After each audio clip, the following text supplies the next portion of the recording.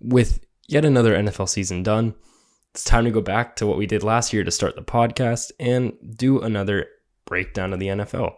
Once again, I'm going to be doing it division by division and team by team, so that way you can kind of tune in more to what you actually want to listen to. If you're kind of a Rams fan, for example, you're going to be able to just show up and watch your Rams episode. You don't have to know what division they're in or anything like that. I'm going to make it very simple, very easy for everyone to understand. And also, it's going to be independent this year, but I'm going to have a lot of guests on that are fans of certain teams and bring people on who might have good analysis of a given team and see what I can offer as extra perspective. Because yes, I'm going to say what I want to say, but I want to hear a fan's perspective. I want to hear an analysis perspective. I want to hear it all. So I'm going to bring it all to you. So with that being said, let's get into it.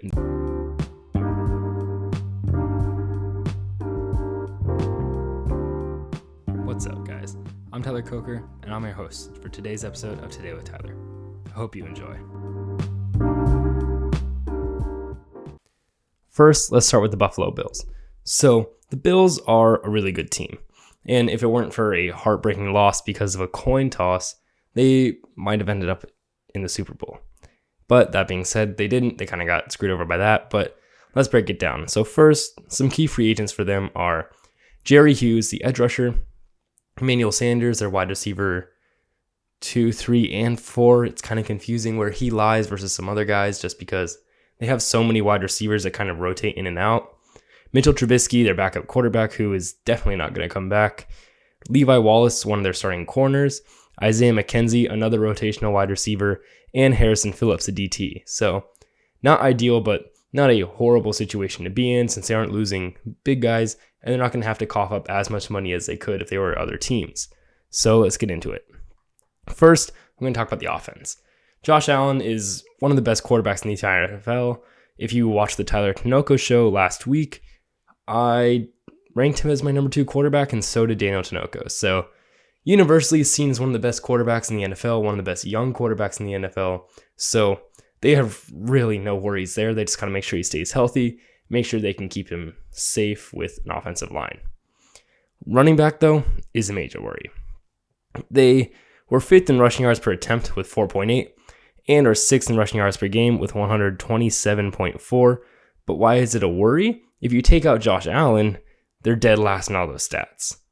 Josh Allen is a very good rushing quarterback, but you take him out of the equation, or maybe he's a little bit hurt or kind of aching a little bit, or even if a team has a really good QE spy linebacker, you're not going to see a lot of production.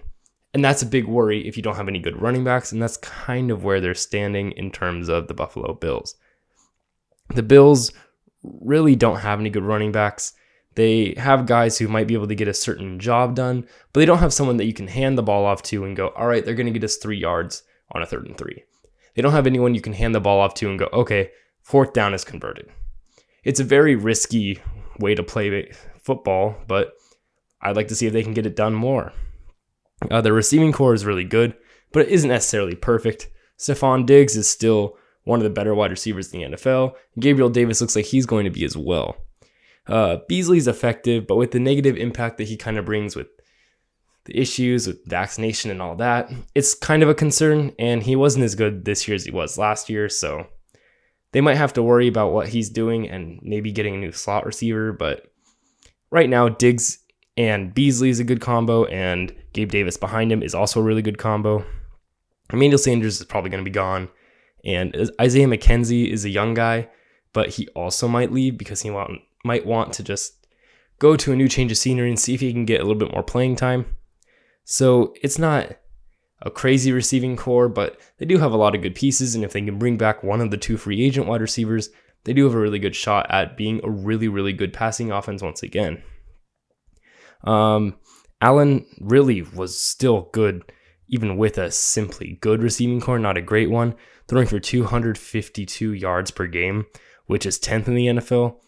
I doubt they'll try to tackle the wide receiver position this year since they do have enough depth in it, but if they do, it'll be something similar to Emmanuel Sanders that they brought in last offseason because it was a cheap deal that had pretty high potential, but if it doesn't work out, it's not that big of a deal.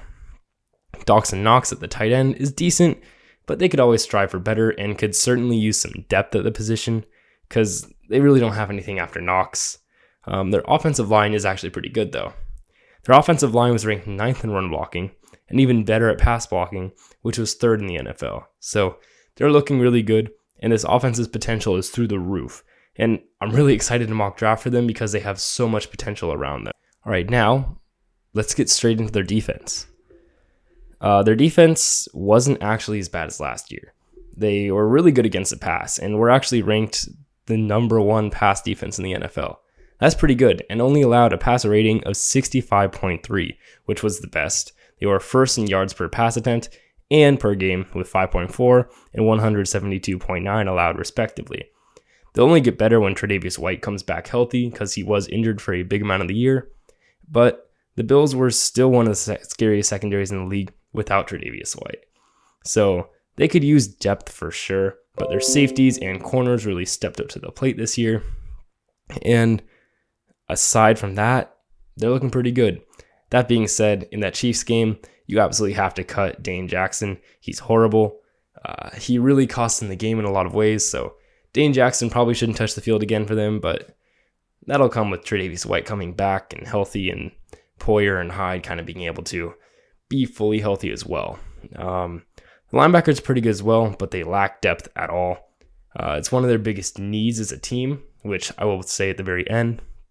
But it's not a horrible situation either, which is always good because linebacker is sometimes the toughest position to really get good with. Because yeah, there's serviceable linebackers all over the NFL, but if you really want a good franchise guy, that's a lot harder.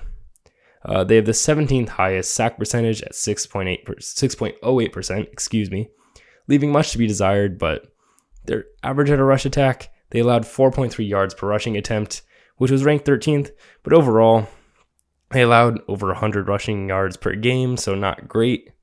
They definitely have a weakness at the D-line and need to improve it a little bit, but in the end, they aren't horrible, and they really have a lot of potential to work with on their defense anyway, so how I see it, their needs are first, running back, but that won't be tackled in the first round.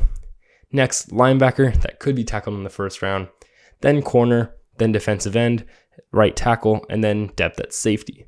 So an ideal draft, for example, would be Nakobe Dean out of Georgia in the first round. He's most likely going to be there, and even if he isn't, you could get someone like Christian Harris or even better, Chad Muma over there from Wyoming.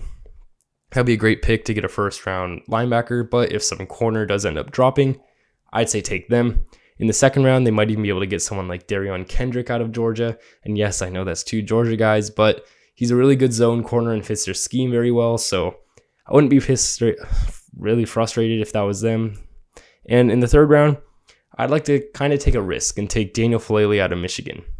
He's a tackle who's, I think, 6'8" and 400 pounds, but doesn't necessarily have the technical side of the thing done yet. So seeing if they could take a physical specimen and make him a true football player would be really interesting. And overall, I'm excited to see what they can do this year, and let's see what the Bills do.